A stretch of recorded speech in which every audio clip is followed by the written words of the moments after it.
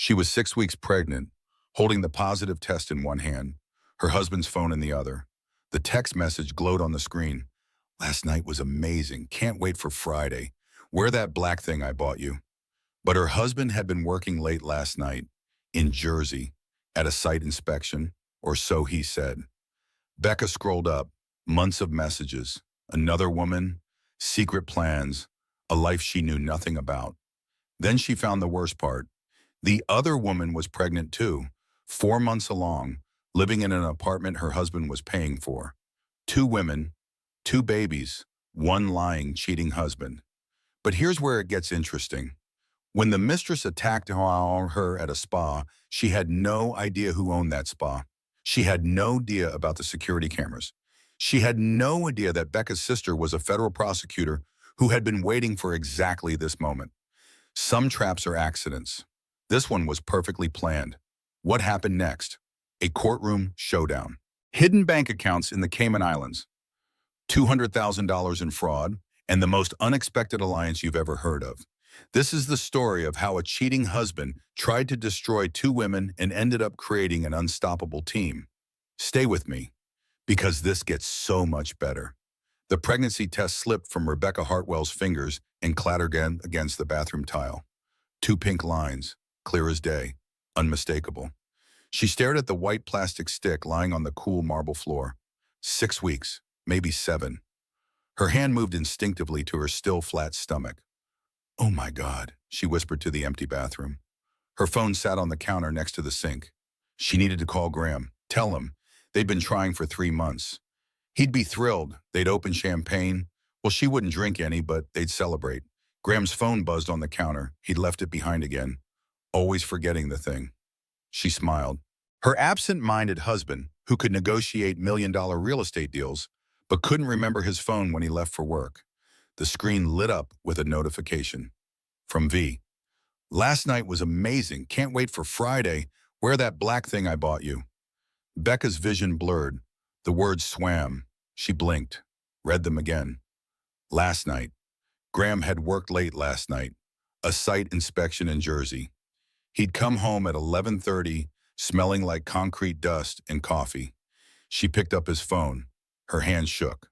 Another text came through. "Miss you already. Counting down to our weekend away." The nausea hit hard. Morning sickness, or something else entirely. Becca sat down on the cool tile floor. The pregnancy test in one hand, Graham's phone in the other. Her silk robe stuck to her back despite the air conditioning running full blast. "This isn't happening." She said it out loud. "This isn't real." She unlocked his phone. His password was their wedding date. How sickeningly ironic. The message thread stretched back months. January, February, March, April. 4 months of messages, pet names, plans, explicit photos she couldn't look at for more than a second. She scrolled up, found a message from 3 weeks ago. "My wife suspects nothing." His words. About her. Becca's throat closed. She couldn't breathe. The bathroom walls pressed in. She opened a private browser window on her phone. Typed with shaking fingers. "Signs your husband is cheating during pregnancy." The articles loaded. Every single symptom described her life. Working late frequently. Check. Suddenly joined a gym. Check. Stopped initiating intimacy. Check. Became defensive when questioned. Check. Started taking his phone everywhere. Check. Her phone slipped from her hand. The sound echoed in the bathroom. Graham's key turned in the front door downstairs. 30 seconds. She had 30 seconds to decide. Confront him? Pretend everything was fine? Her legs didn't work right. She stood anyway. Flushed the pregnancy test down the toilet. Pocketed Graham's phone in her robe. Walked downstairs on autopilot. Graham stood in the kitchen. Handsome in his gray suit. Tired eyes. Genuine smile. "Hey, babe, you okay? You look really pale." He kissed her forehead like he always did, like nothing had changed, like he hadn't just destroyed their entire life together. "Stomach bug," Becca heard herself say. "I'll be fine." Poor thing. He loosened his tie. "I've got that site visit in Jersey today. Probably staying overnight. The traffic's gonna be murder coming back. Jersey. Or was it her apartment? V's apartment. I have your phone. Becca's voice sounded strange, distant. You left it upstairs. Thanks, babe. He took it from her trembling hand. Can't function without this thing. He scrolled through messages, right in front of her, completely relaxed. No guilt, no fear. How long had he been this good at lying? I'm pregnant. The words came out before she could stop them, before she could think, before she could plan. Graham froze. His coffee mug stopped halfway to his lips. His face did something complicated. Joy? Panic? Guilt? All three at once? What? Wow, that's great, Becca. Really great. He set down the mug, checked his watch, checked his watch. We'll talk tonight, okay? I really have to go. This Jersey thing can't wait. He grabbed his briefcase, his keys, kissed her cheek, and left. Becca stood in their kitchen, hand on her stomach, alone. She just told her cheating husband they were having a baby, and his first reaction had been to check the time. The clock on the microwave ticked, ticked, ticked. She walked to Graham's home office. The door stood open. His laptop sat on the desk, still logged in. She opened his messages, found the same conversation. But there were photos, dozens of photos. Vanessa Monroe, the 28-year-old junior marketing associate from his firm. Long dark hair, perfect smile. The woman who'd complimented Becca's dress at the Christmas party. The woman who was sleeping with her husband. Becca clicked through the photos. Her hands moved mechanically. Each image a knife. Vanessa in lingerie. Vanessa in Graham's car. Vanessa in what looked like a hotel room. Vanessa wearing a necklace Becca had never seen. A Cartier necklace, according to the box visible in one photo. The credit card statement, $4,000. Last month, Becca touched her bare neck, her bare wrist. She'd gotten nothing for their 6-month anniversary. Graham said money was tight. The Jersey project was expensive. But $4,000 for his mistress's jewelry? That money existed. Her phone buzzed. Claire, her best friend. Coffee this morning? Becca stared at the message. Coffee. Normal life. Pretending everything was fine. Can't. Stomach bug. Another lie. They were piling up already. She spent the next hour taking screenshots, saving files, documenting everything. The hotel receipts, the restaurants, the jewelry, the weekend trips Graham said were business conferences, the wine bar in Tribeca they'd talked about visiting together. He'd taken Vanessa there instead, multiple times. By the time she finished, the sun had moved across the kitchen floor. 2 hours had passed. She'd consumed 6 months of lies in 120 minutes. Becca called in sick to work. Her event planning job could wait. Her entire life was imploding. A corporate gala didn't matter. She sat at the kitchen table with her laptop, Graham's iPad, and a yellow legal pad. Then she picked up her phone and called the only person who could help. Diane Hartwell. Her sister's professional voice. Federal Prosecutor voice. The voice that made criminals confess. Di, I need you. Becca's voice cracked on the last word. Silence. 3 heartbeats of silence. What happened?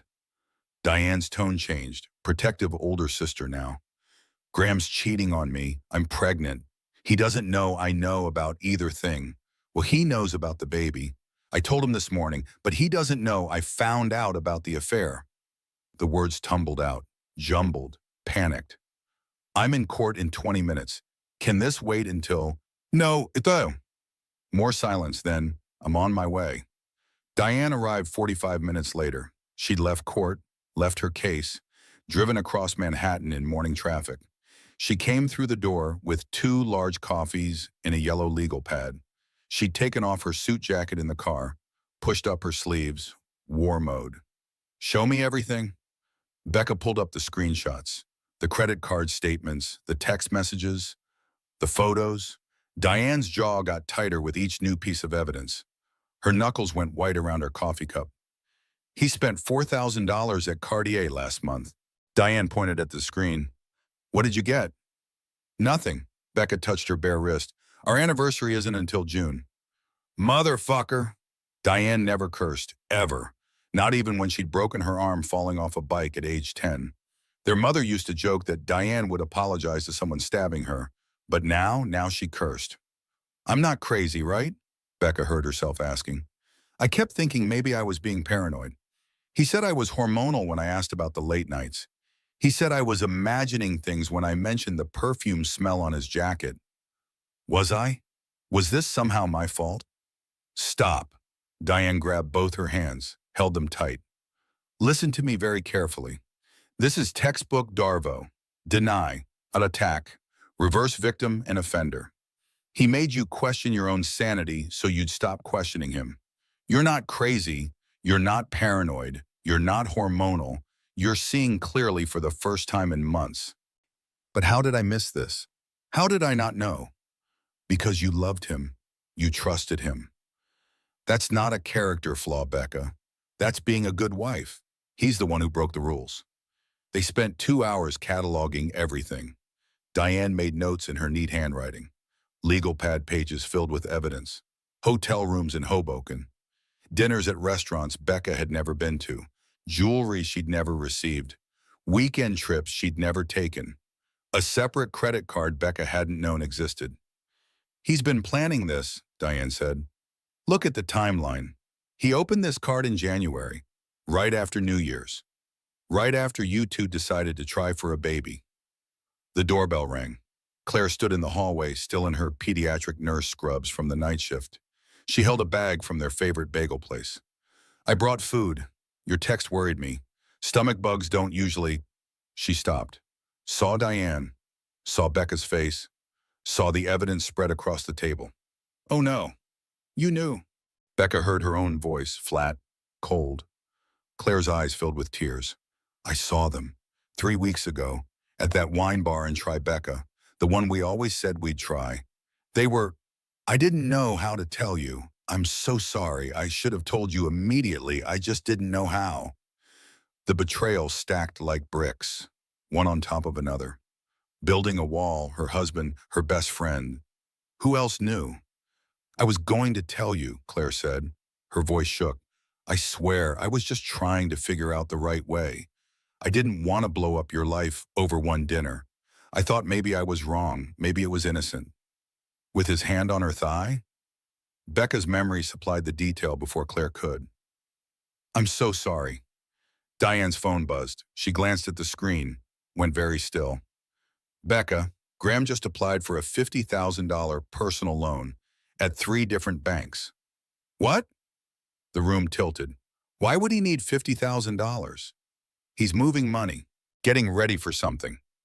Diane's prosecutor brain worked fast. "He's planning to leave. He's going to leave you pregnant and broke." "Not if we get there first." Becca surprised herself. Her voice didn't shake.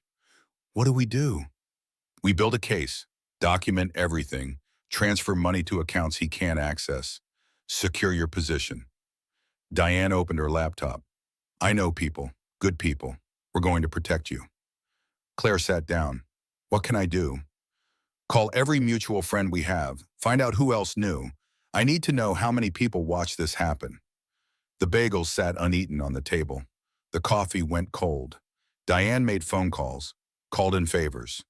Within an hour, she had a private investigator on retainer, a divorce attorney on standby, a forensic accountant ready to trace Graham's money.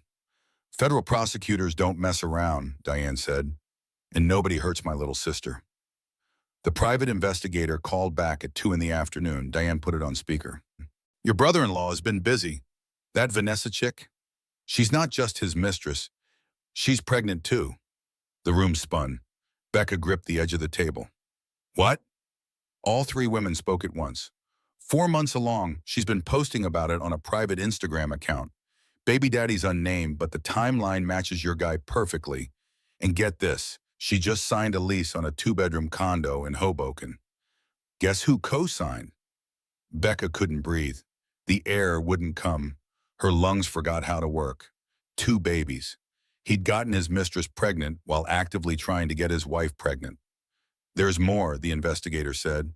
"The condo's expensive, $3,000 a month. He's also been making deposits into an account in her name. Looks like he's been supporting her for months." Diane thanked him, hung up, looked at Becca. Breathe, just breathe. But Becca couldn't. The panic attack hit hard. Everything went fuzzy at the edges. Claire grabbed her shoulders. Nurse mode. Head between your knees, now. Breathe slowly, in through your lung, out through your mouth. The room stopped spinning eventually. Maybe 5 minutes later. Maybe 10. He was hedging his bets, Becca heard herself say. He was building a backup family. If I didn't get pregnant, he had her. If she didn't get pregnant, he had me. He was running a clinical trial on which woman would give him a baby first. That's sociopathic, Claire said. That's my brother-in-law. Diane's voice carried pure rage. And he just made the biggest mistake of his life. What do you mean? He pissed off a federal prosecutor who has unlimited resources and zero patience for men who hurt pregnant women. Diane made another call, then another. Her network activated. By 4 in the afternoon, Becca had a strategy, a team, a plan. We don't confront him yet, Diane said. We need more leverage, more information. Right now, he thinks he's in control. Let him think that a little longer. Meanwhile, we secure everything you need to survive this. I want to confront him, Becca said. I want to see his face when I tell him I know everything. Soon, but not yet. We do this right.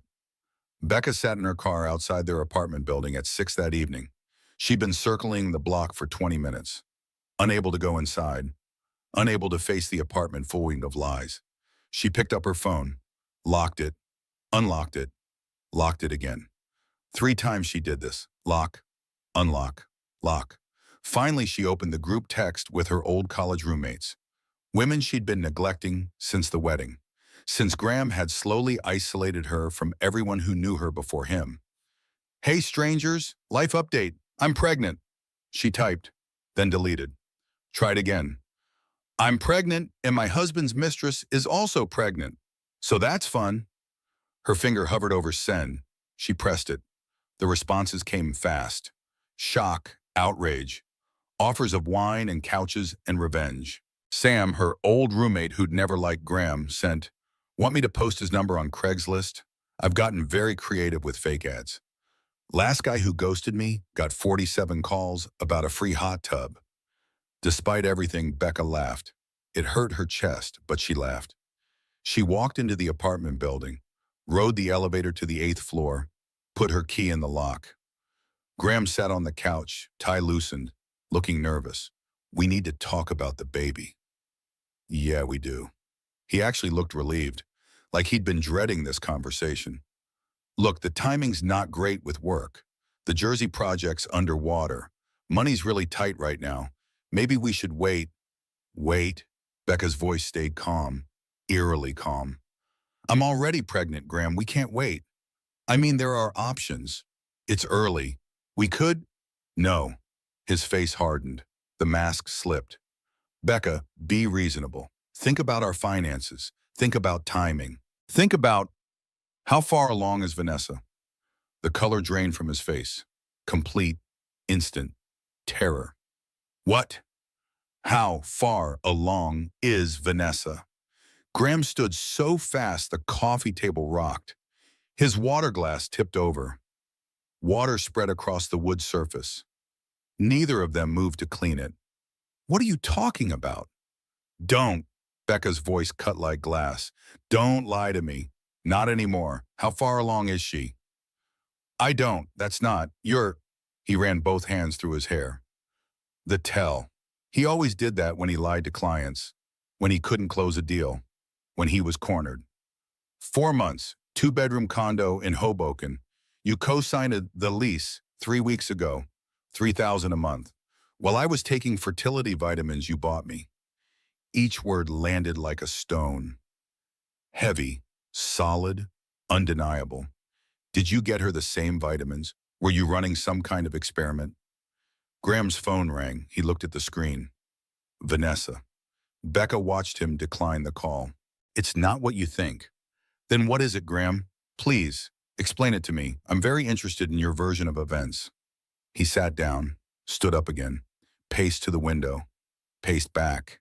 The man who presented million-dollar proposals to investors couldn't find words for his pregnant wife. It just happened. 4 words. That's all he had. It just happened.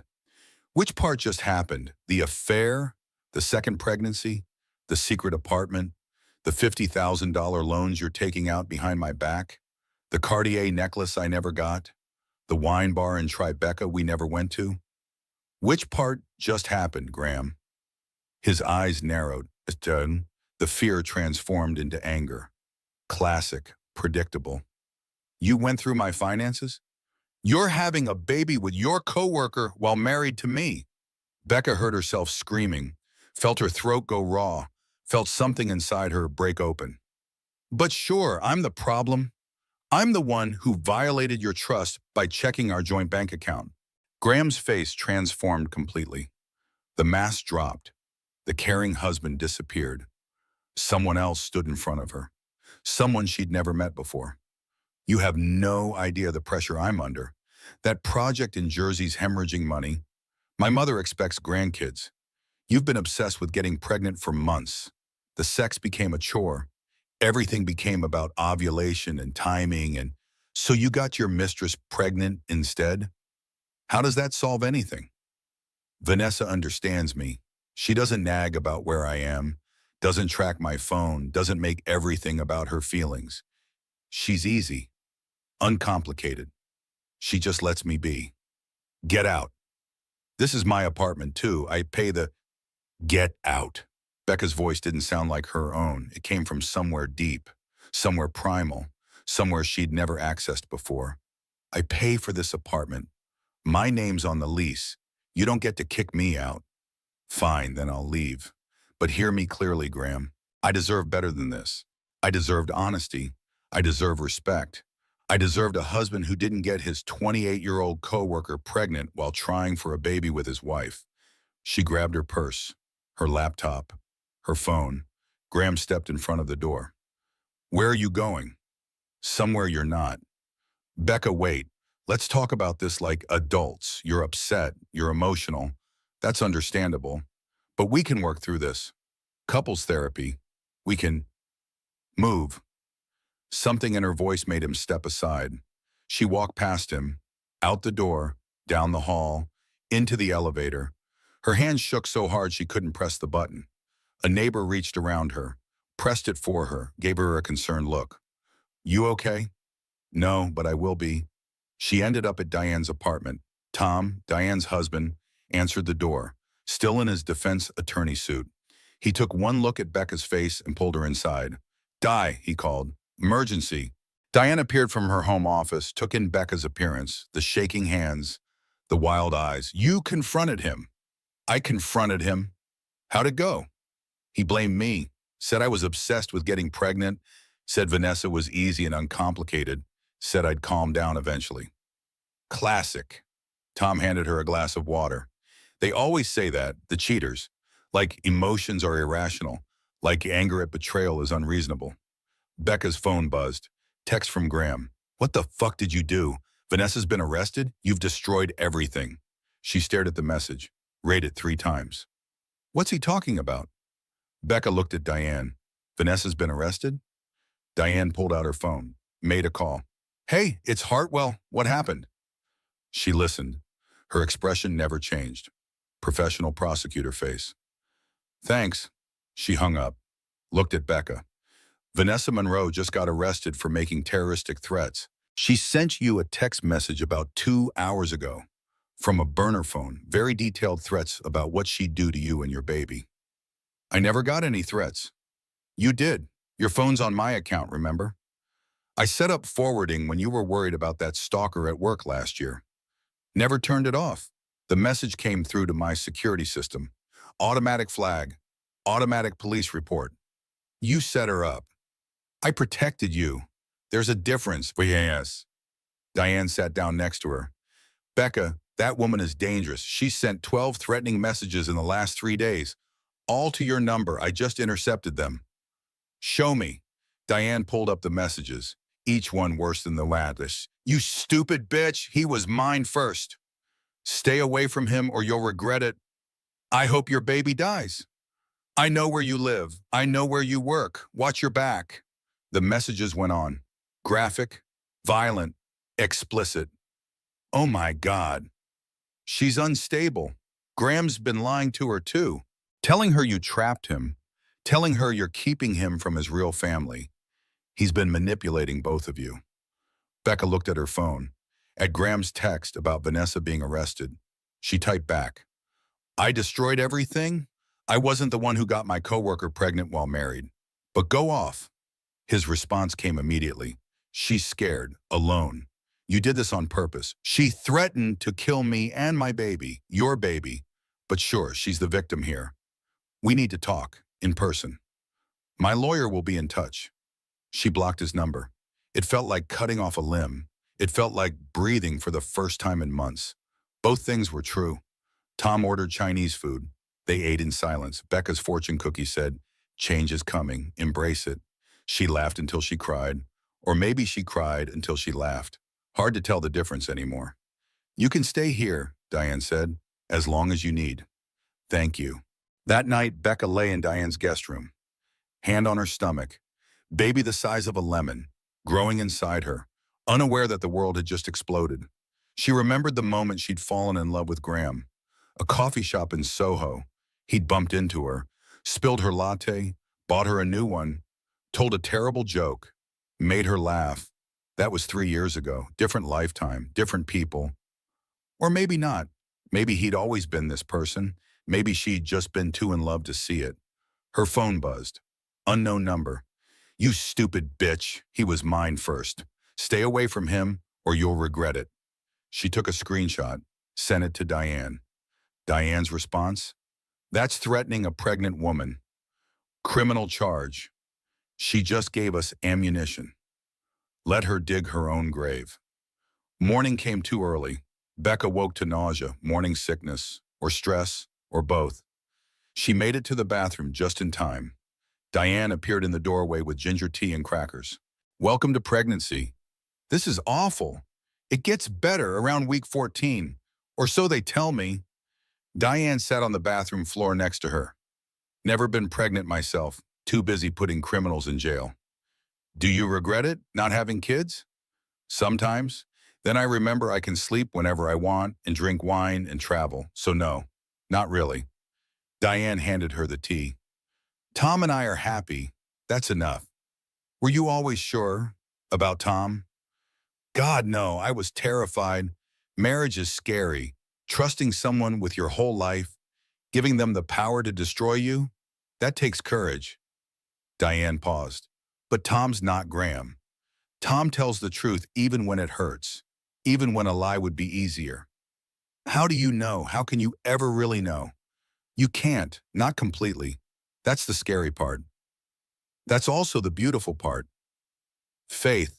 Becca drank the tea. Her stomach settled slightly. I have a doctor's appointment today. Confirm the pregnancy. I don't want to go alone. I'll come. Tom can cover my morning meetings. They drove to the doctor's office in silence. The waiting room was full of pregnant women. Happy couples, excited families. Becca felt like a fraud. The ultrasound showed a tiny blob. The doctor said everything looked good. Healthy, on track. Due date in January, 6 months away. 6 months to figure out her entire life. Do you want to hear the heartbeat? The doctor asked. Becca nodded, couldn't speak. The sound filled the room. Fast, strong, determined. She started crying. Couldn't stop. It's okay, the doctor said. Hormones make everything intense. But it wasn't hormones. It was grief. Her baby had a heartbeat. Her marriage had a death certificate. Diane drove her back to the apartment. Their apartment. Becca's apartment. Whatever it was now.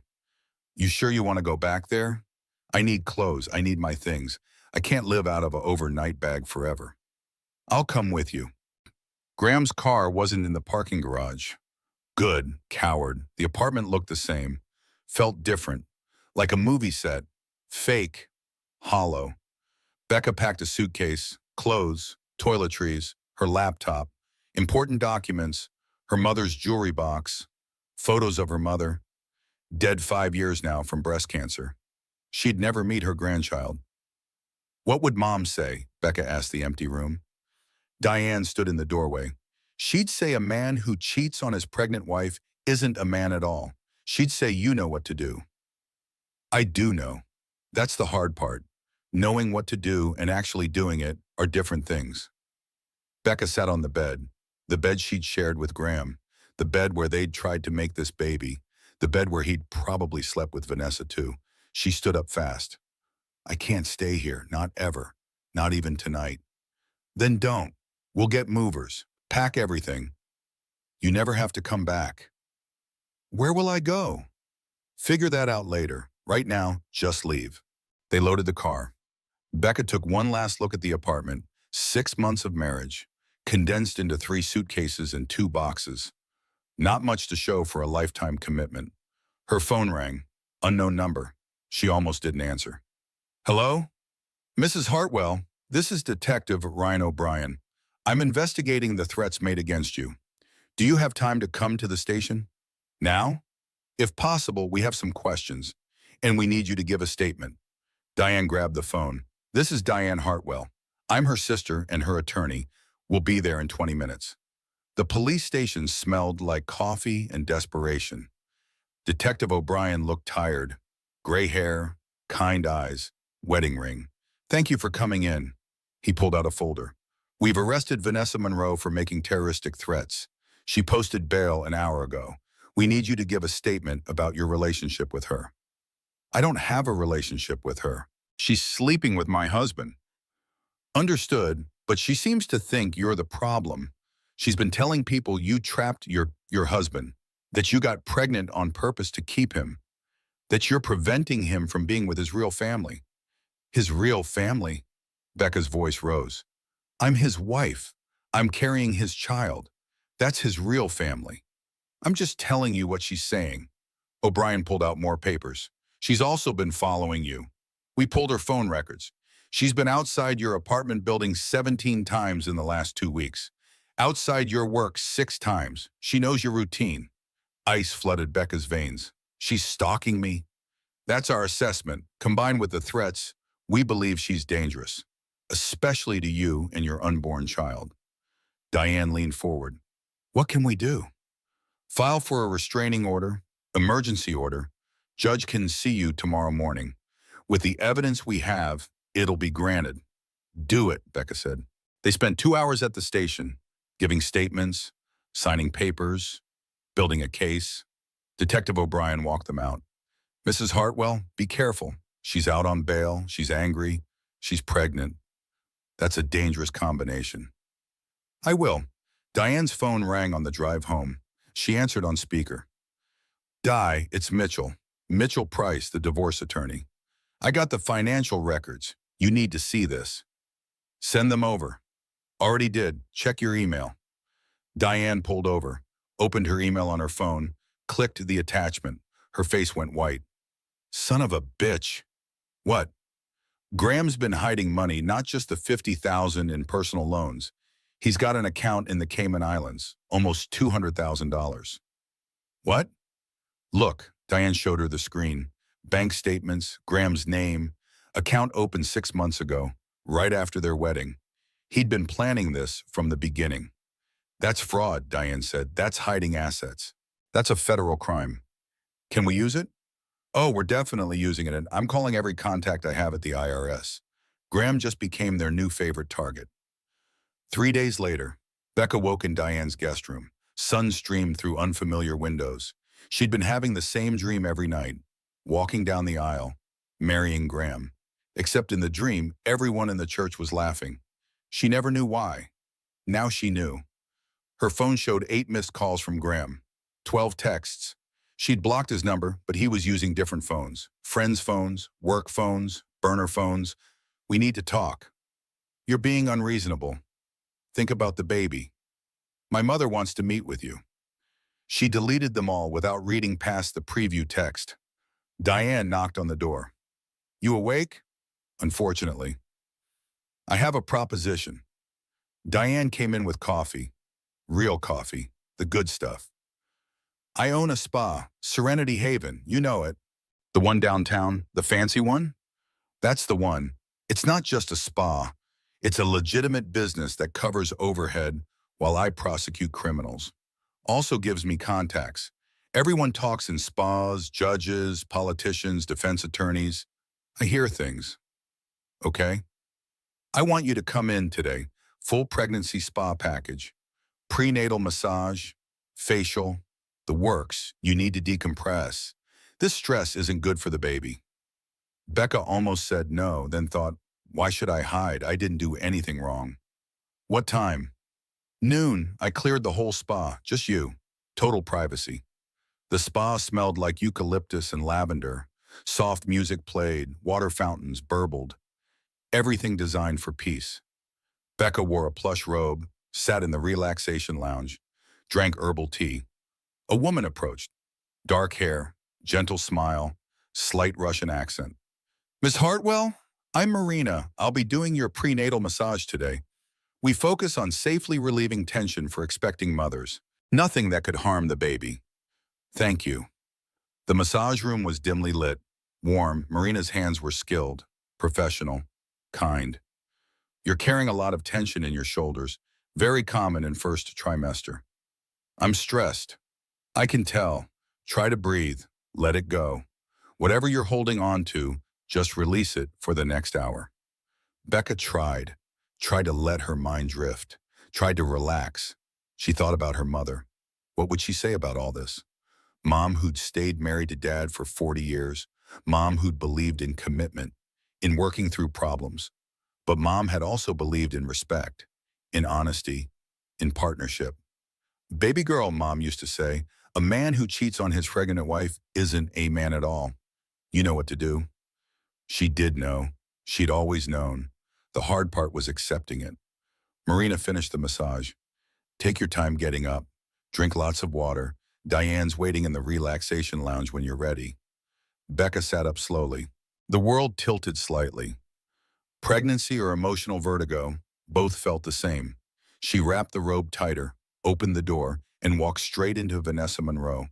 The other woman stood in the hallway, belly obvious now in a tight dress, face twisted with pure rage. You! Vanessa's voice echoed off the stone walls, filled the peaceful space with violence. How did you...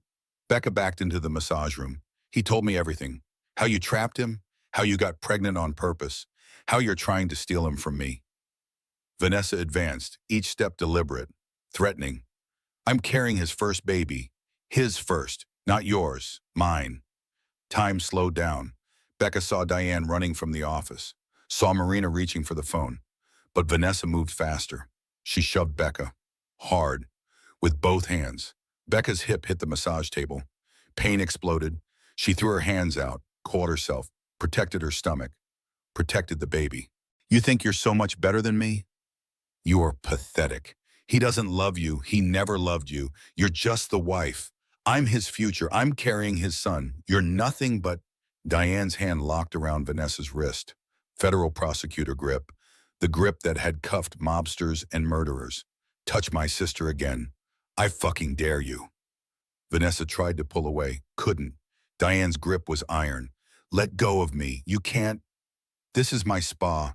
In my building. With cameras everywhere. You just committed assault on a pregnant woman. On camera, with witnesses. Marina stood by the phone. Police are on the way. Vanessa's face went white.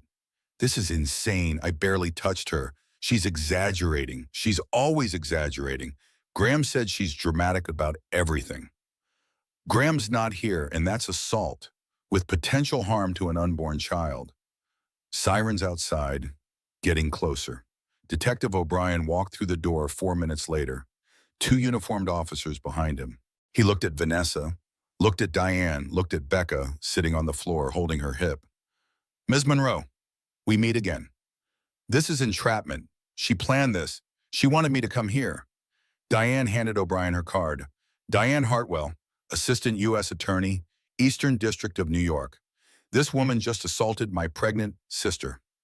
On camera, I have the entire incident recorded from 3 angles. Vanessa looked at Diane, really looked at her, saw the federal prosecutor, saw the trap, saw what she'd walked into. You set this up. This whole thing was a setup. Diane smiled. Not friendly, not warm, predatory.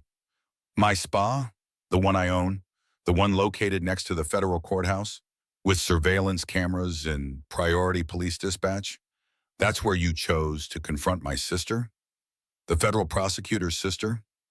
O'Brien pulled out handcuffs. Ms. Monroe, you're under arrest for assault. You have the right to remain silent. I want my lawyer. Smart choice. You're going to need one. They led Vanessa away. Still protesting? Still insisting this was a trap. Still not understanding that it didn't matter. You can't assault someone even if it is a trap. Becca sat on the floor. Couldn't move. Couldn't process. Everything had happened so fast. EMTs arrived, checked her vitals. Blood pressure elevated, pulse racing, baby heartbeat strong, still strong. You're okay. Baby's okay. The young EMT had kind eyes, maybe 25. Reminded Becca of herself at that age. Naive, trusting. But you should follow up with your OB. Any cramping, bleeding, anything unusual. Straight to the ER. I understand. She signed the form refusing transport. She wouldn't let Vanessa take anything else. Not her piece, not her baby, nothing. Claire arrived 10 minutes later, still in scrubs from her hospital shift. Diane had called her. Jesus, Becca. I'm okay. No, you're not, and that's okay too.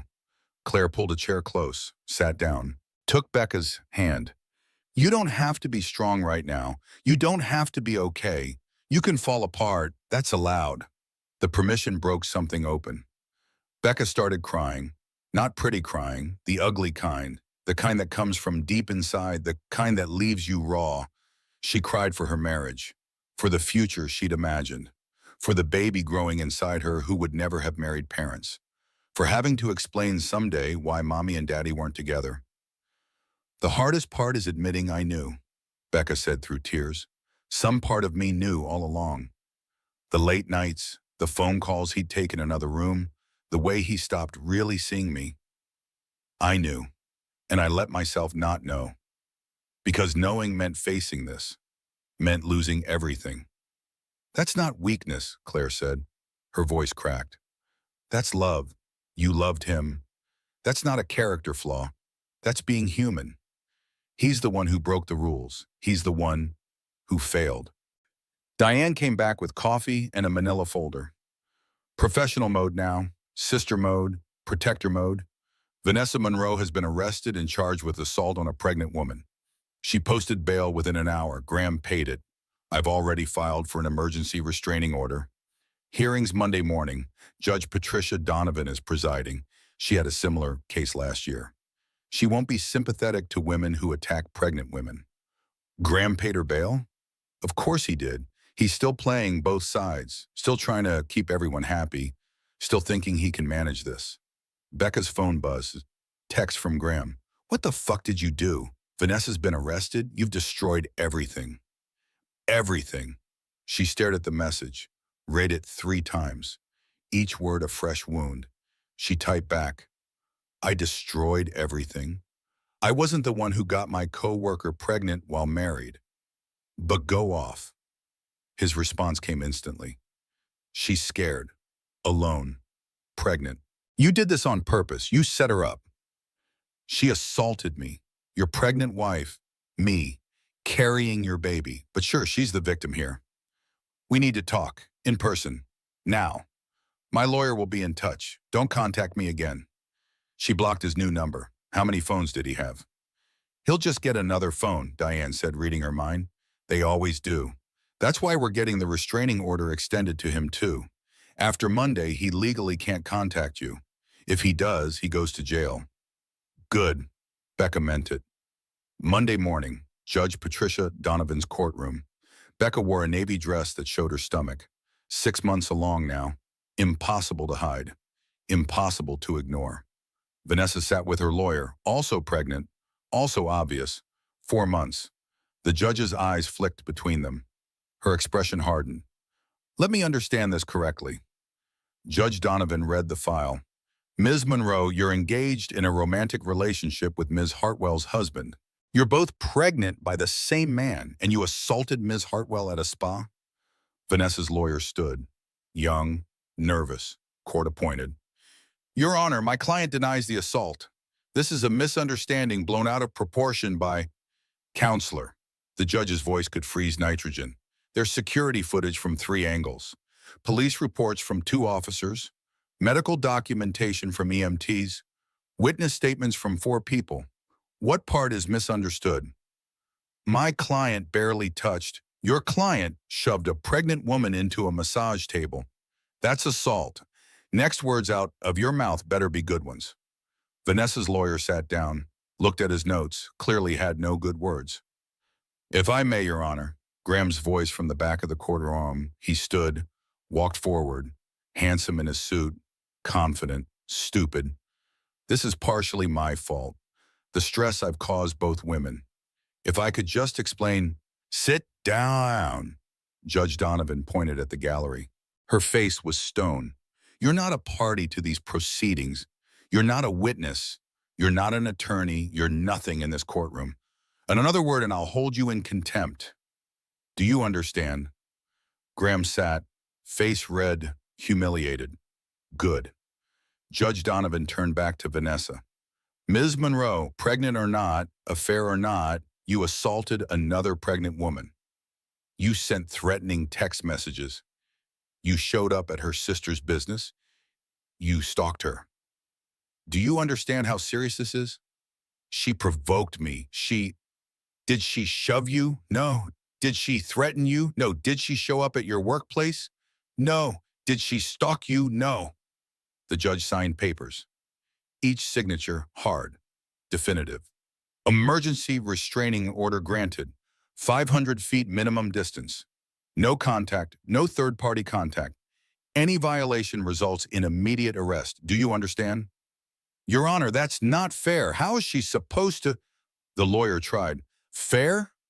Judge Donovan removed her glasses. Ms. Monroe made choices. Affairs are messy. I understand that. People get hurt. I understand that too. But assault, threatening an unborn child, that crosses from messy into criminal. We're done here. She banged the gavel. Case closed. Outside the courthouse, Graham cornered Becca on the steps. Happy now? You've ruined her life. Diane stepped between them immediately. Back off. This is between me and my wife. Your soon-to-be ex-wife, who has a restraining order she can easily extend to you if you keep this up. Diane's prosecutor voice carried. Other lawyers looked over. Watched. Walk away, Graham, while you still can. You did this. He looked at Becca, eyes full of something ugly.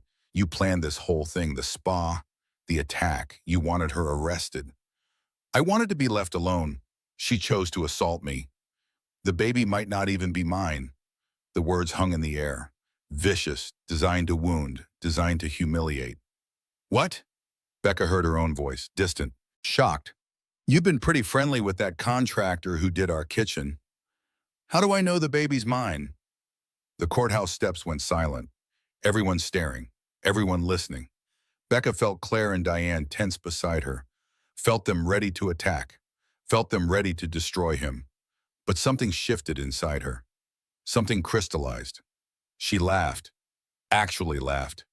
You're right, Graham. It's probably not yours. Between the pool boy, the mailman, and that entire hockey team, I've been very busy.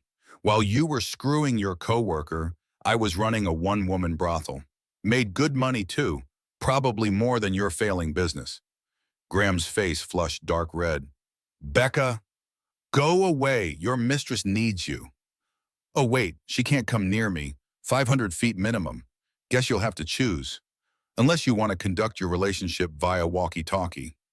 She walked away, Diane and Claire flanking her. It should have felt like defeat. It felt like freedom. They went to a diner, ate pancakes, drank coffee, laughed about Graham's face when she'd mentioned the hockey team. I can't believe you said that, Claire said. Neither can I. It just came out. Good. Let him wonder. Let him question. Let him feel what you felt. Diane ordered more coffee. He wants you to be the victim. You just refuse the role. Becca's phone buzzed, her doctor's office. Hello? Miss Hartwell, this is Dr. Chen's office. We have your test results. Can you come in today? Is something wrong? The doctor would like to discuss the results in person. Can you make a 3 o'clock appointment? Becca's heart stopped. I'll be there. She hung up, looked at Diane and Claire. Something's wrong with the baby. You don't know that, Claire said. But her nurse face had appeared. Professional, neutral, worried. They went to the doctor's office, sat in the waiting room, watched happy couples, excited families, people whose lives weren't falling apart. Chen called her back. Diane came with her. Ms. Hartwell, thank you for coming in. Dr. Chen pulled up results on her computer. Your blood work showed some concerning levels. Nothing immediately dangerous. But I want to monitor you more closely. The stress you're under isn't good for the baby. I understand you're going through a difficult divorce? You could say that. I'm prescribing rest, real rest. I want you to take leave from work. No stress, no confrontations, just peace and quiet for the next month. Can you do that? I don't have a choice, do I? Not if you want a healthy baby. They left with a prescription for prenatal vitamins and orders for complete rest. Come stay with me and Tom, Diane said in the car. Properly stay, not just visiting. Move in, we have the room. You can rest, heal, plan your next move. I can't impose like that.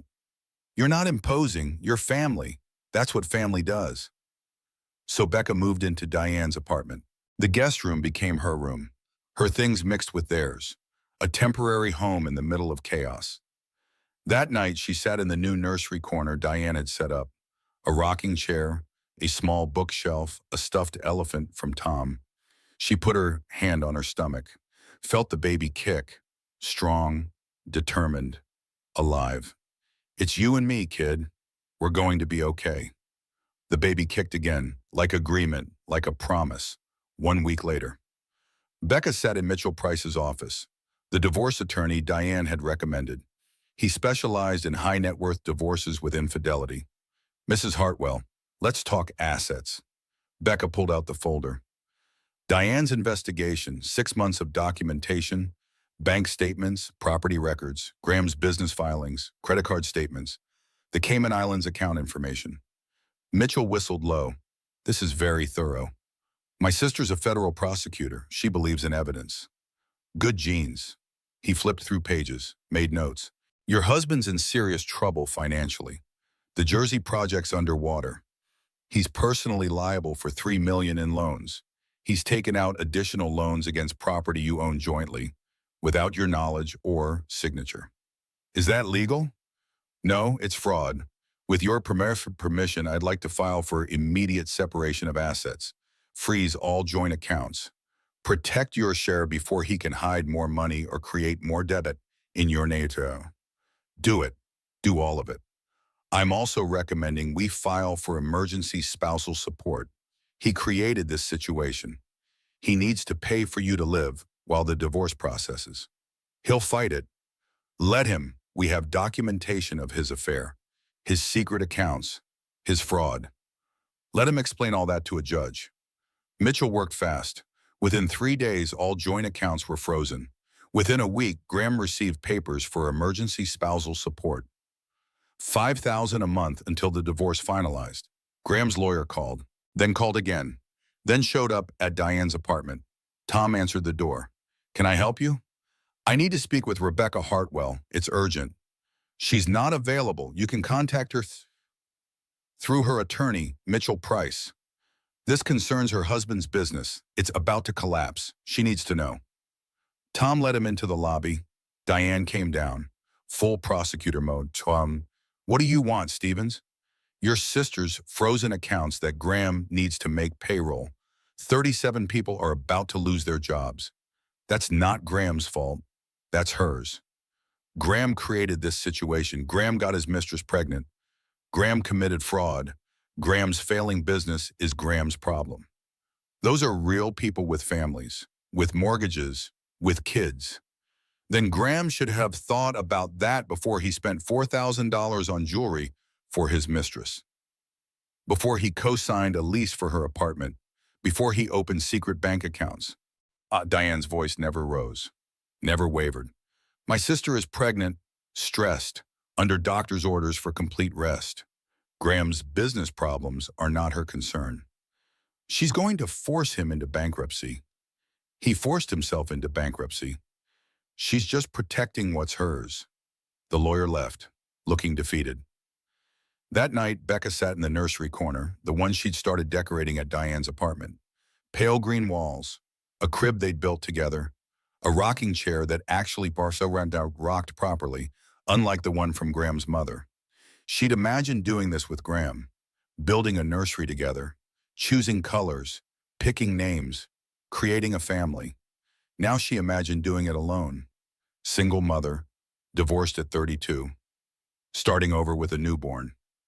The thought didn't terrify her anymore. It felt real, manageable, possible. She pulled out her laptop, opened a document titled Life After Graham. Meta typed, move out of shared apartment, Isho. I said, done, find childcare near Diane, researching. Freelance event planning, sent out inquiries. Talk to boutique, hotel that wanted me last year, meeting scheduled. Save money, doing better than expected with frozen accounts. Paint new nursery, green, almost done. Tell baby the truth when old enough. Write down everything now while it's fresh. Don't let Graham's failure define my motherhood. Ongoing work. Remember, I'm stronger than I thought. Learning daily. Create a life worth living, in progress. Her phone rang. Margaret. Graham's mother. This would be fun. Hello, Margaret. Rebecca, we need to talk about this situation. What situation? Graham says you're being unreasonable, refusing to even discuss reconciliation. You're hurting his business, destroying his reputation. All over a mistake. A mistake? He got another woman pregnant while married to me. Silence. Long, uncomfortable silence. Men make mistakes, they have needs. But divorce with a baby coming, that's cruel to the child, Rebecca. Children need their fathers. You know what's cruel, Margaret? Teaching my child that cheating is acceptable, that assault is forgivable, that women should tolerate betrayal for appearance's sake. I won't do that. He's my son. And this is your grandchild. Who deserves better than a father who abandons pregnant wives? Who deserves to grow up watching a mother who respects herself? You're being selfish. You're thinking about yourself, not the baby. I'm thinking about exactly what I want to teach this baby about love, about respect, about dignity. And Graham's version of those things isn't what I want to pass on. This is ridiculous. You're throwing away a perfectly good marriage over he has a pregnant mistress, Margaret. A pregnant mistress he's been supporting financially while telling me money was tight. That's not a perfectly good marriage. That's fraud and betrayal. I'll be speaking to my lawyer about grandparents' rights. You do that. My lawyer's much better. Becca hung up, blocked the number. Tom appeared in the doorway. Heard that. You okay? Better than okay. I'm done apologizing for his choices. Good. Want some ice cream? Diane bought 3 flavors. Claims they're all for you, but I've seen her eat the chocolate chip at midnight. They ate ice cream, watched terrible reality TV, laughed at people whose problems seem simpler than theirs. Normal. This was normal. Becca could do normal. 3 weeks later, Vanessa requested a meeting through lawyers, neutral territory, a coffee shop in Midtown. Diane insisted on coming. This could be a setup. She has a restraining order. If she comes within 500 feet, she goes to jail. That's what worries me. Desperate people do stupid things. The coffee shop was busy, Monday morning rush. Vanessa sat at a corner table, visibly pregnant now, circles under her eyes. Makeup couldn't hide the exhaustion. She stood when Becca approached, didn't extend her hand. Thank you for coming. Becca sat. Diane stood 3 tables away, close enough to intervene, far enough to give them space. You have 10 minutes. Graham left me, Vanessa's voice cracked. Moved out 3 days ago, said it's too complicated, too messy, said he can't handle the stress. He wants nothing to do with the baby. The satisfaction Becca expected didn't come. Just weary recognition. He told me you trapped him. Vanessa twisted her coffee cup. He said you got pregnant on purpose to keep him, that your marriage was failing anyway, that you were controlling and jealous and unreasonable.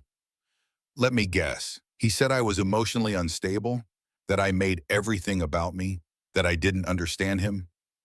Word for word. Vanessa looked up, met her eyes. He's saying the same things about you that he's now saying about me. The women sat in silence. Both pregnant by the same man, both betrayed, both facing single motherhood. The situation was absurd, tragic, darkly funny. He's not paying child support, Vanessa said. His business is failing. Suddenly there is no money. My lawyer says it could take years to get anything. My lawyer says the same thing. The condo he co-signed, he's trying to break the lease. Stick me with the debt. $3,000 a month I can't afford. He took out $50,000 in loans against our apartment, forged my signature. I didn't know until the banks called. Vanessa laughed, bitter, hard. We're both screwed. Completely. I'm sorry, Vanessa said it quietly. For the spa, for the texts, for all of it. He told me you were cold, unfeeling. That you'd driven him away with your demands. He made you sound like a monster. Let me guess. He needed someone who understood him, someone who didn't make everything so complicated? Every word of that, yes. Vanessa wiped her eyes. I believed him. I thought I was saving him from you. God, I'm an idiot. We both are. That's his gift, making smart women feel crazy. They sat with that truth, let it settle. I can't afford a good lawyer, Vanessa said. Mine's court-appointed, barely has time to meet with me. Graham's got Mitchell Price, the shark. I'm going to lose everything. Mitchell's my lawyer. Vanessa's face fell.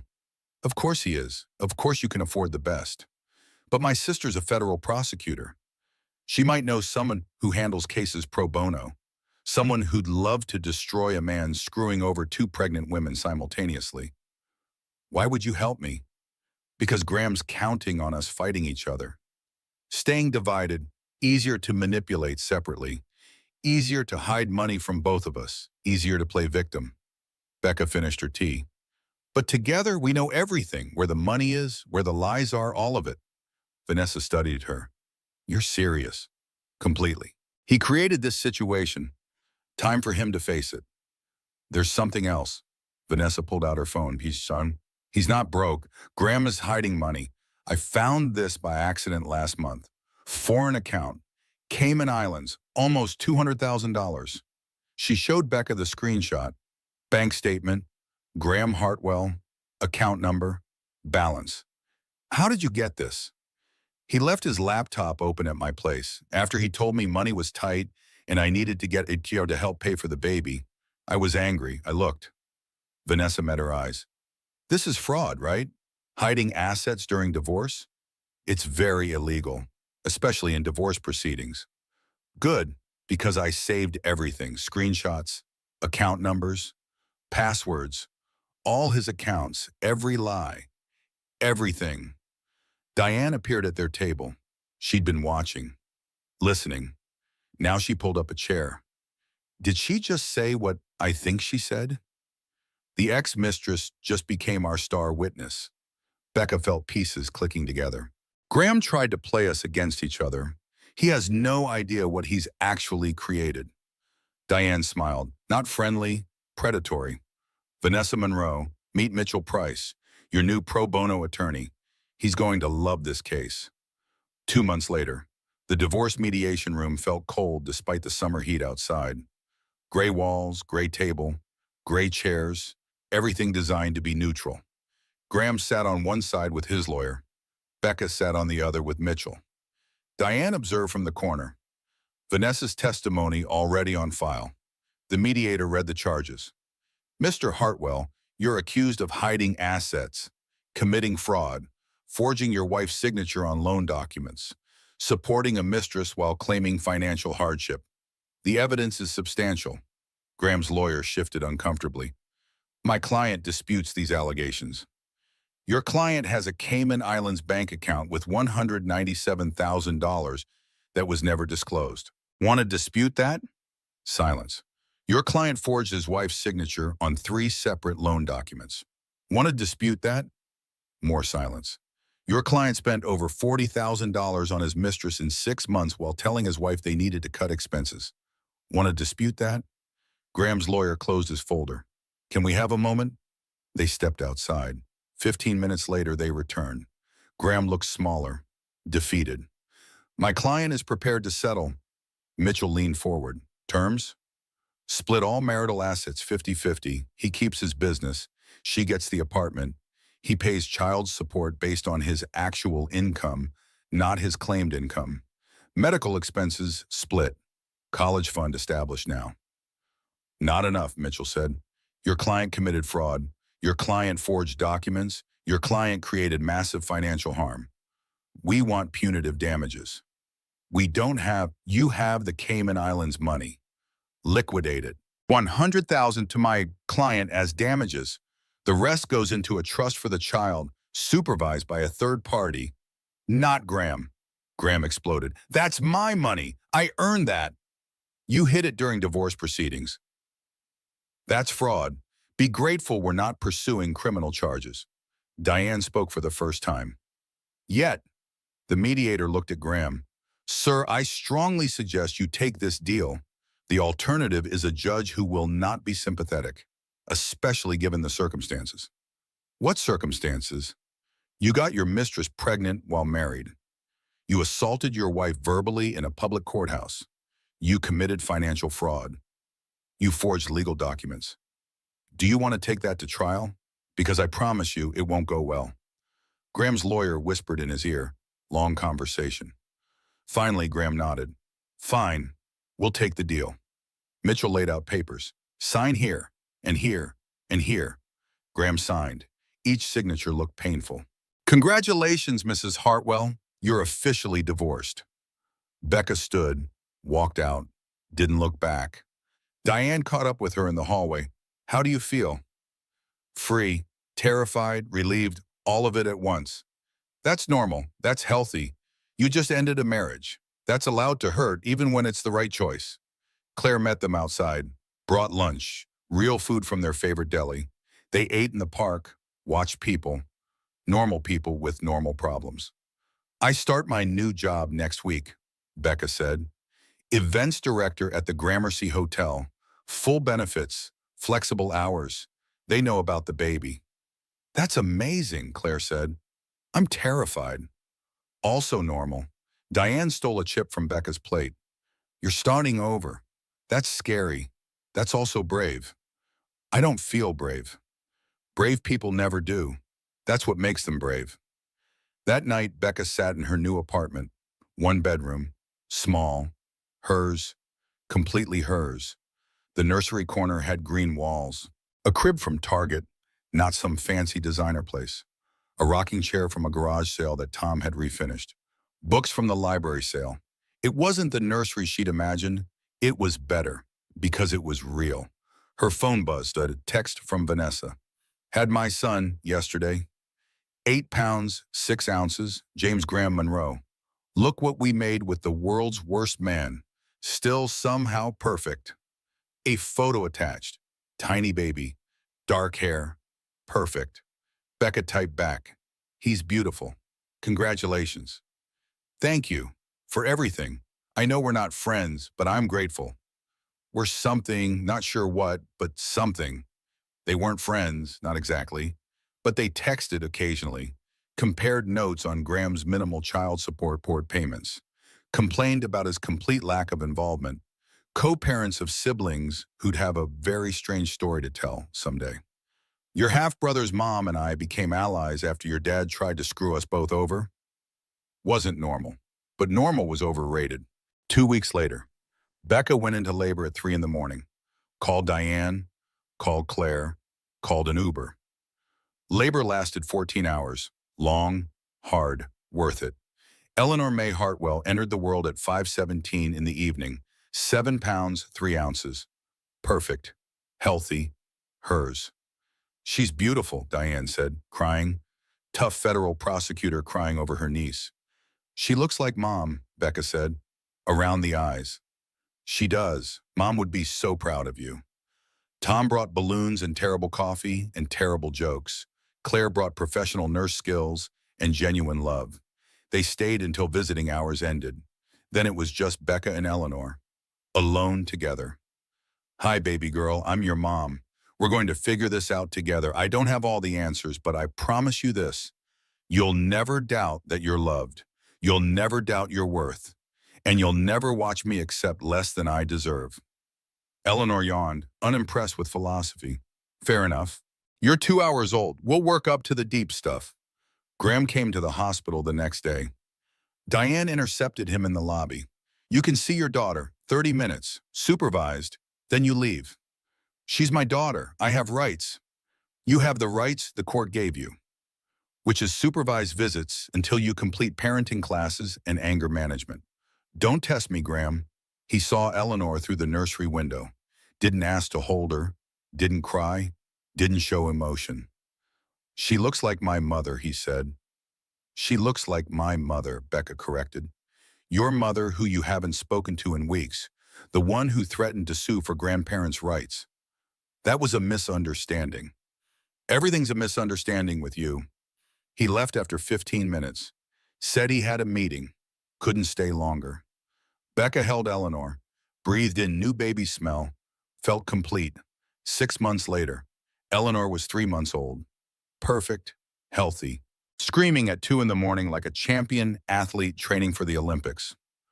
Becca walked the small apartment in her oversized sleep shirt and fuzzy socks, bouncing Eleanor gently against her shoulder. The rhythm had become automatic. 3 steps forward, turn, 3 steps back, bounce, repeat. She could probably do it in her sleep. She practically was doing it in her sleep. I know, baby girl, I know. Life's hard. The milk doesn't come fast enough. Sleep is a distant memory. Someone keeps having digestive issues that wake up the whole building. The apartment was dark except for the small night light shaped like a moon. It cast a soft glow across the hardwood floors. Floors that creaked in 3 specific spots. Floors that were hers, completely hers. No shared lease, no joint decisions, just hers.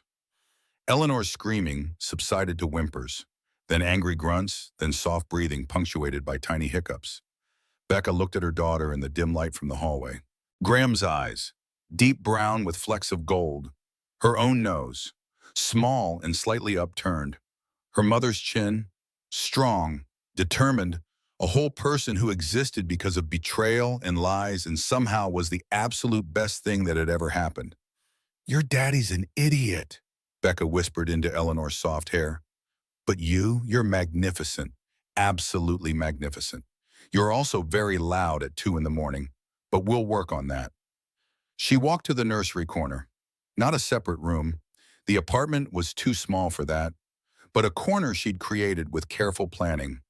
Green walls that she'd painted herself at 7 months pregnant. Diane had tried to stop her.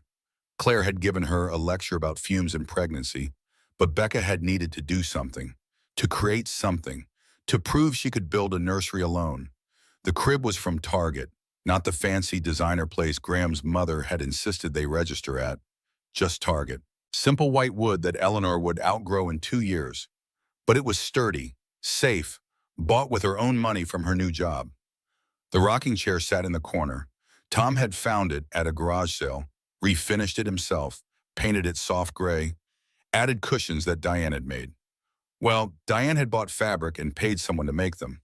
But the thought counted. Books lined a small shelf, board books from the library sale, classics from her own childhood that her mother had saved, new ones from Claire who believed every child needed a library. It wasn't the nursery she'd imagined during those first weeks of pregnancy, when she'd scrolled through Pinterest boards and designer websites, when she'd dreamed of a perfect room for a perfect baby in a perfect marriage. This was better, because it was real, built with love instead of lies, created with strength instead of pretense, every item chosen with care and intention, not someone else's vision of what her life should look like. Becca placed Eleanor in the crib, watched her daughter's chest rise and fall, marveled at tiny fingers that wrapped around nothing in sleep, tiny toes that kicked at invisible dreams, the complete miracle of her existence. The divorce had finalized 2 weeks ago. 8 months of legal battles condensed into a folder of papers that said her marriage was over. Official, final, done. Graham had fought everything. Every asset, every dollar, every single line item.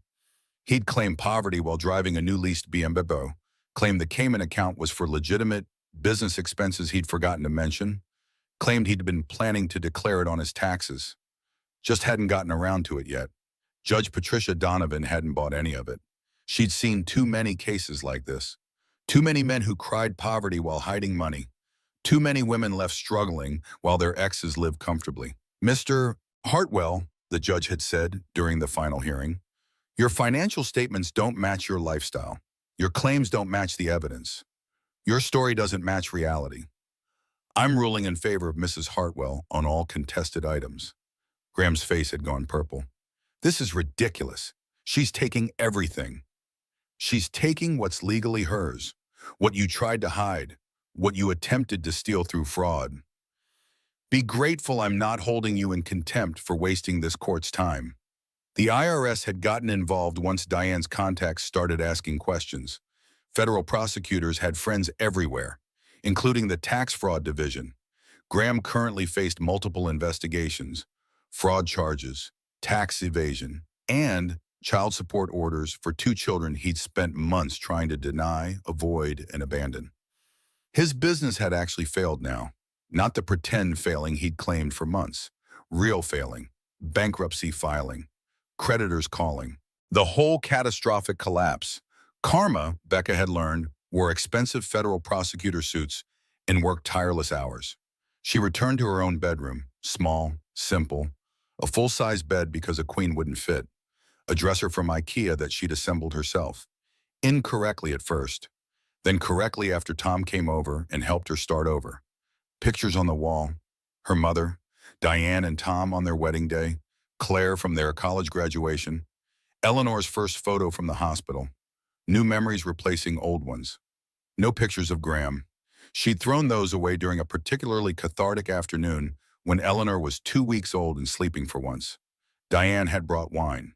Well, Diane had drunk wine. Becca had eaten ice cream. They'd gone through every photo album, every framed picture, every memory. Keep her trash, Diane had asked, holding up their wedding photo. Becca had looked at it, really looked at it.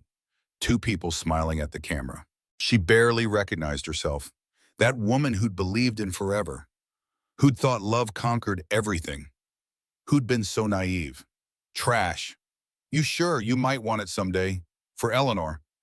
Eleanor doesn't need to see me marrying a man who didn't deserve me.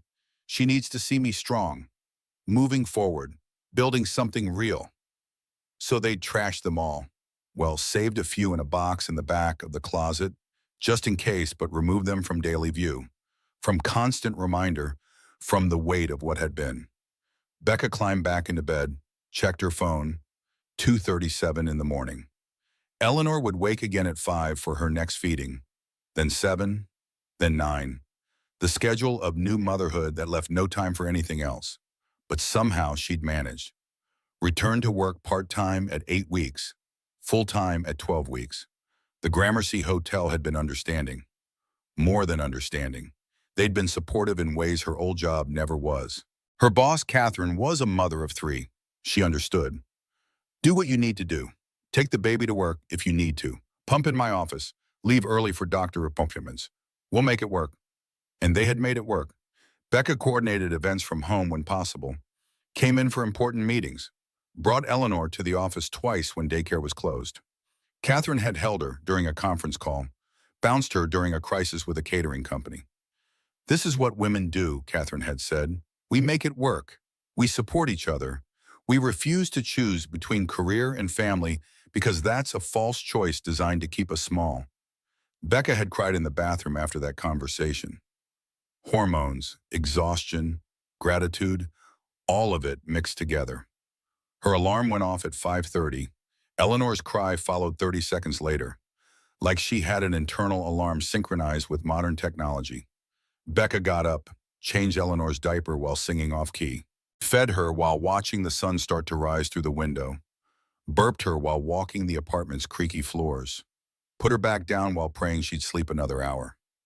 Eleanor slept. Miracle, Becca made coffee. Real coffee. The good stuff from that place in Brooklyn Claire had introduced her to. Expensive, but worth it. Some mornings, coffee was the only thing that made sense. She sat at her small kitchen table, opened her laptop, checked emails from work, responded to 3 urgent messages, planned a wedding reception for 200 people, coordinated with vendors, solved problems. She was good at this, really good. Event planning had always been her strength, creating beautiful moments from chaos, making order from disorder, turning visions into reality, kind of like her life right now. Her phone buzzed, text from Claire. Coffee later? I have a 2-hour break between shifts. Yes, desperately yes. 11? Perfect. Bringing bagels.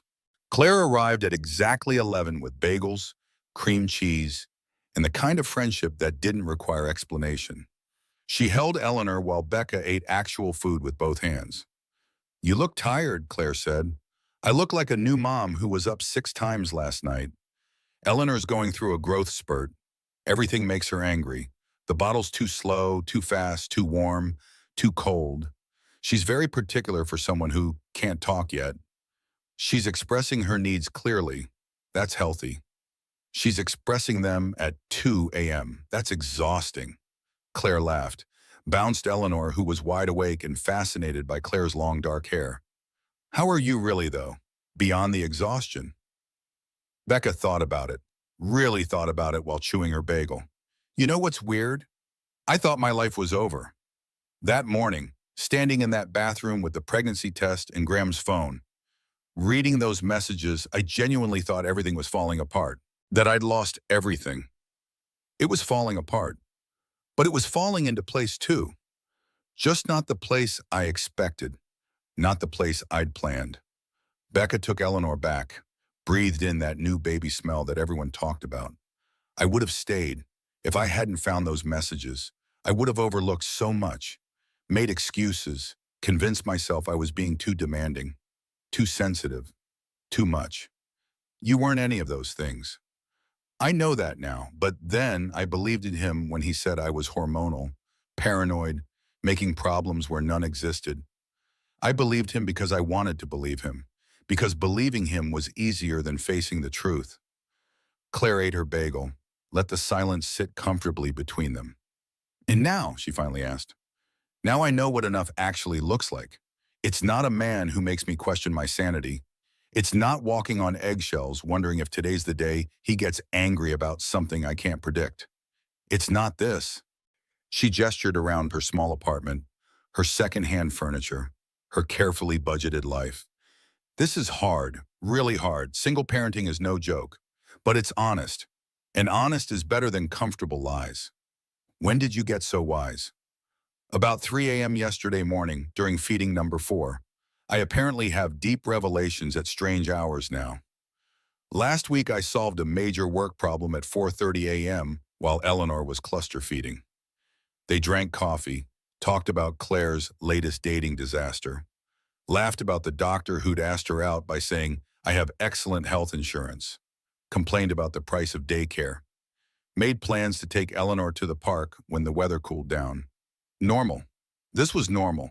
Adult friendship, support, understanding, the things that had disappeared during her marriage. Graham had slowly isolated her. Nothing dramatic, just gradual, suggesting Claire was dramatic, implying Diane was too controlling, making her other friendships seem less important than their relationship. Classic isolation tactics she hadn't recognized until Diane pointed them out. Abusers do this, Diane had explained. They cut you off from support systems, make you dependent only on them. Then when you need help, you have nowhere to go. Graham wasn't abusive. He cheated, he gaslit you, he made you question your reality, he isolated you from friends, he committed financial fraud. Those are all forms of abuse, Becca. Just because he never hit you doesn't mean he didn't hurt you. That conversation had been 3 months ago. Becca was still processing it, still understanding the full scope of what her marriage had been, still unpacking the layers of manipulation she'd normalized. Claire left at 1. Diane arrived at 2:30, still in her court suit, navy blue power suit that meant she'd won her case. She only wore navy when she was certain of victory. How's my favorite niece? Your only niece is perfect, also awake, Also ready to meet her favorite aunt. Obviously, she has excellent taste. Diane scooped up Eleanor with practiced ease. 3 months of practice had made her confident. Tom liked to joke that Diane cross-examined Eleanor during diaper changes. Heard from Graham? His monthly child support check cleared. On time for the first time. Miracles happen, probably because the IRS now has direct access to his accounts. Probably, yeah. He also tried to claim Eleanor as a dependent on his taxes. What? Yeah, his accountant called mine, asked about splitting the dependency. I had our lawyer send a very clear letter explaining that no, he cannot claim a child he sees twice a month for supervised visits. The audacity of this man continues to amaze me. Becca poured tea for both of them, sat at the kitchen table while Diane held Eleanor. Watched her sister make silly faces that Eleanor loved. Want to hear something interesting? Diane had that look, the prosecutor look that meant someone was in trouble. Always. Graham's new girlfriend left him, the one he started dating 2 months after Eleanor was born, the one he introduced to his mother as his future wife. I didn't know he had a new girlfriend. Oh yes, met her at some networking event, 26 years old, works in finance. Apparently she Googled him after their third date, found the court documents, the fraud charge, the 2 baby mamas, the tax evasion investigation. Let me guess, she ran? Sprinted, blocked his number, told mutual friends he was a walking red flag factory. Diane bounced Eleanor gently. But here's the best part. He called my office yesterday. Why? Wanted to know if you'd consider reconciliation.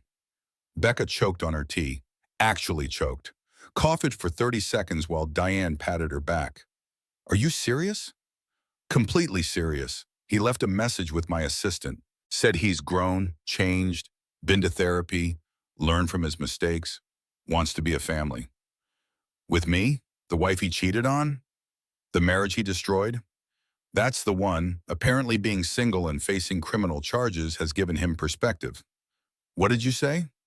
I didn't, but I had my assistant call back with a very professional message. Something along the lines of, Mrs. Hartwell has moved forward with her life. She has no interest in revisiting past mistakes. Please direct all future communications through appropriate legal channels. I love you. I know, I'm extremely lovable. Diane handed Eleanor back. But seriously, Becca, are you okay? Hearing that he wants to reconcile? Does that mess with your head? Becca looked at Eleanor, at her daughter's perfect face, at the life they'd built together. No, it doesn't mess with my head. You know why? Because I remember. I remember how it felt to question my sanity, to wonder if I was making up problems, to walk on eggshells. I remember finding those texts, the betrayal, the lies, all of it, and no amount of therapy or growth erases that. He showed me who he was. I believe him. Good answer. That evening after Diane left, after Eleanor was fed and changed and finally sleeping, Becca stood at her window. Small apartment, small view of a brick wall, and a small slice of sky. But it was unobstructed. Clear. Hers. She pulled out her phone, opened her notes app, found the document titled Life After Graham, the list she'd made that first week after leaving, the goals that had seemed impossible then. She read through them, checked off items. Move out of shared apartment, Sean. Done, living in my own place. Find reliable childcare. Found amazing daycare near Diane's spa. Return to event planning.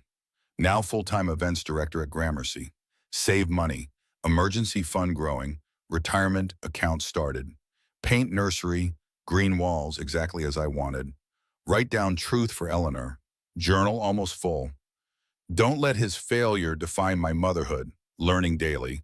Remember I'm strong and evidence mounting. Create a life worth living. Actually living it now.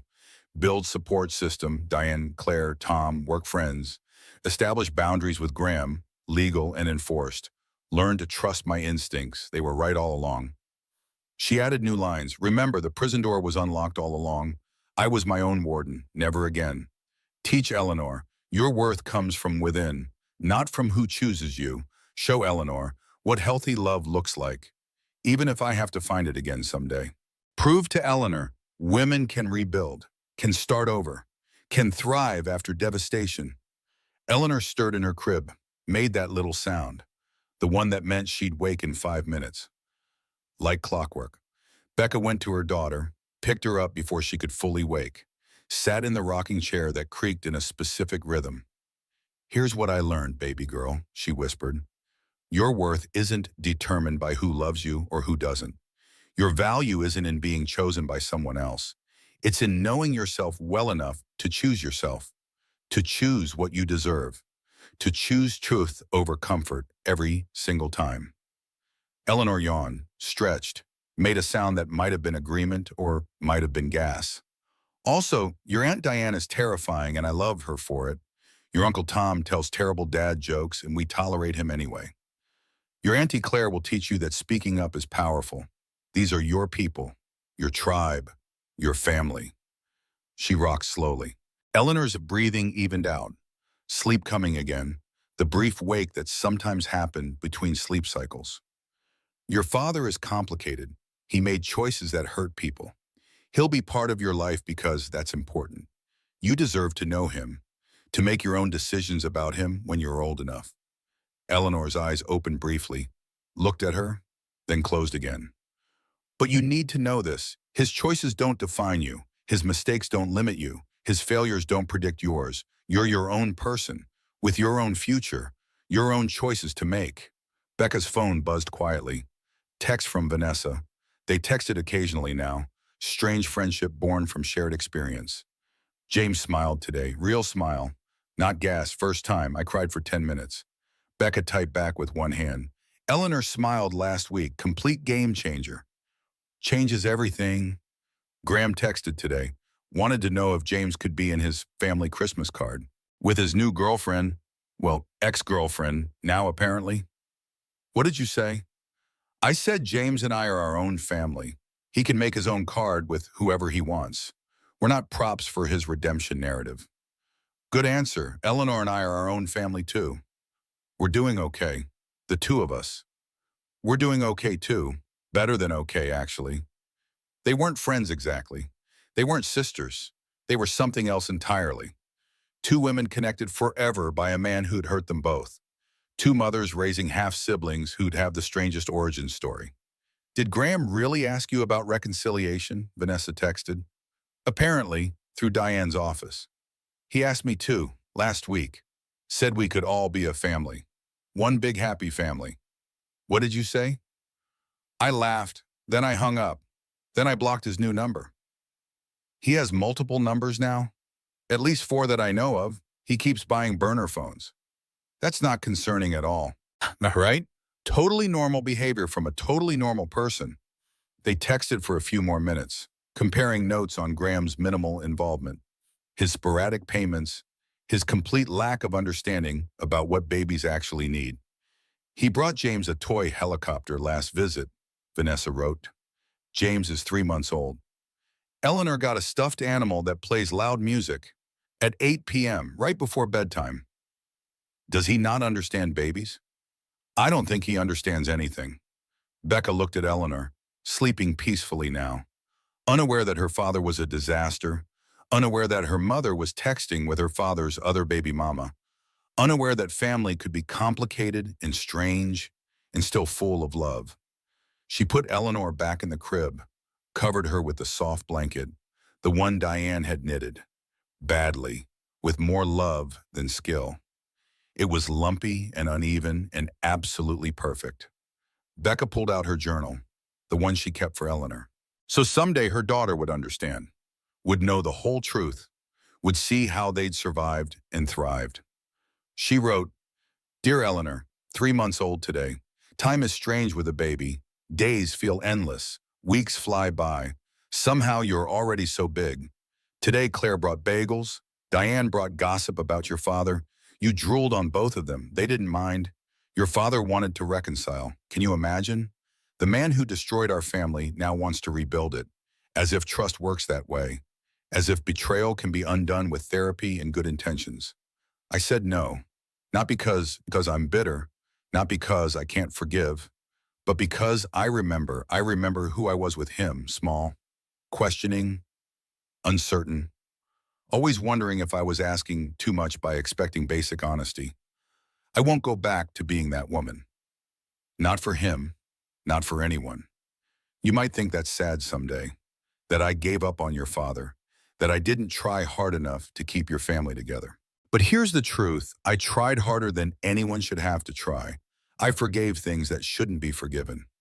I overlooked things that should have been deal breakers. I shrunk myself to make room for his ego. That's not love. That's survival.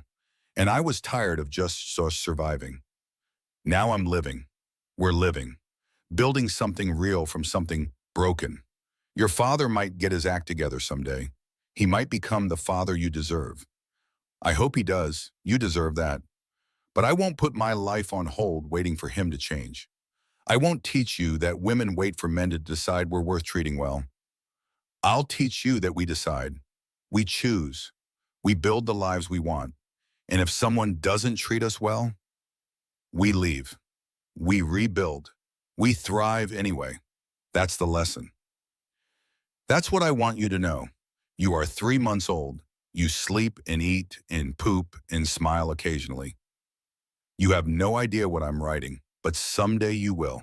Someday you'll read this and understand. Your mom was strong, even when she didn't feel strong, even when she was terrified, even when everyone told her to forgive and forget and try harder. Your mom chose herself, chose you, chose truth over comfort, and that made all the difference. Love you forever, Mom, P.S. You smiled at Aunt Diane today. She pretended not to cry. She definitely cried. Becca closed the journal, put it on the shelf next to the growing collection. She'd filled 2 journals already. Eleanor's entire life documented the good days, the hard days, the normal days that felt extraordinary just because they'd survived them. She climbed into bed, set her alarm for 5:30. Eleanor would wake at 6, then 8, then 10, then noon. The schedule that never really settled but became familiar anyway. New job going well, new life in progress, new version of herself emerging daily. Better, stronger, wiser, more herself than she'd been in years. The glass had shattered that morning. The morning she'd found those texts. The morning her entire world exploded while she held a positive pregnancy test. But glass, when shattered, becomes something else. Something sharp that can cut through lies. Something that catches light differently. Something transformed. She'd been shattered. Now she was transformed. And transformation, she'd learned, was just another word for strength, for survival, for refusing to stay broken. Her last thought before sleep: we're going to be okay. Better than okay. We're going to be absolutely fine. Eleanor woke at 5:58, close enough to 6 that Becca's alarm was unnecessary. Baby internal clocks were mysterious and precise. She got up, changed Eleanor's diaper while singing off-key, fed her while watching the sun actually rise this time, burped her while walking their small apartment, put her in the bouncer while making breakfast. Real breakfast. Not just coffee and granola bars. Actual eggs and toast. Catherine had given her a lecture about taking care of herself, about how she couldn't pour from an empty cup. You matter too, Catherine had said, not just as a mother, as a person. Eat real food, sleep when you can, ask for help. So Becca ate real food, asked for help, accepted it when offered. Revolutionary concepts that felt uncomfortable and necessary. Her phone rang at 7. Unknown number. She almost didn't answer. But it might be work, might be important. Hello? Becca, it's Margaret. Graham's mother. They hadn't spoken since that disastrous phone call months ago. The one where Margaret had threatened grandparents' rights, where Becca had hung up and blocked her number. How did you get this number? I have my ways. Please don't hang up. I need to talk to you. Becca looked at Eleanor, her daughter who deserved to know her grandmother, her daughter who also deserved protection from toxic people. You have 2 minutes. I was wrong. About everything. About Graham. About you. About what you should have done. Margaret's voice cracked. I saw what I wanted to see, my son, my perfect Tuan who could do no wrong, and I made you the villain in a story where you were actually the victim. Becca sat down. This wasn't what she'd expected. Why are you telling me this? Because I met Vanessa last week. She brought James to visit. my other grandchild, the one I didn't know existed until after you'd left. Margaret took a shaky breath. She told me everything. How Graham lied to her, used her, made her think you were the problem. And I realized I did the same thing. I believed his lies because believing them was easier than admitting my son is not a good man. Margaret, let me finish, please. I owe you this. Another breath. You protected yourself and your baby. You set boundaries. You refused to accept less than you deserved. That wasn't cruel. That was brave. And I called you selfish for it. I'm sorry. Becca looked at Eleanor, thought about what she'd want in Margaret's position, thought about grace and boundaries and second chances. I appreciate the apology. I'd like to meet Eleanor, if you'll allow it. I understand if you say no. I understand if you need time. But I'm her grandmother, and I'd like to be part of her life, if you'll let me. We can discuss it. Through Diane. She'll set up terms, boundaries, rules. I understand, thank you. That's more than I deserve. Margaret hung up. Becca sat with the phone in her hand, processing, considering, deciding. She called Diane, told her about the conversation. What do you want to do? Diane asked. I want Eleanor to know her grandmother, but I need protection.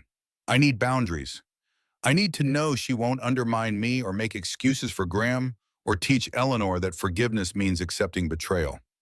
I'll draft an agreement, supervise visits at first, regular schedule, clear boundaries. Any violation means consequences. Eleanor gets a grandmother. You get protection. Perfect. That afternoon, Becca took Eleanor to the park. Small park near their apartment. Swings and slides and benches for exhausted parents. She sat on a bench with Eleanor in the stroller. Watched other families, other mothers, other lives. Some looked easy, some looked hard.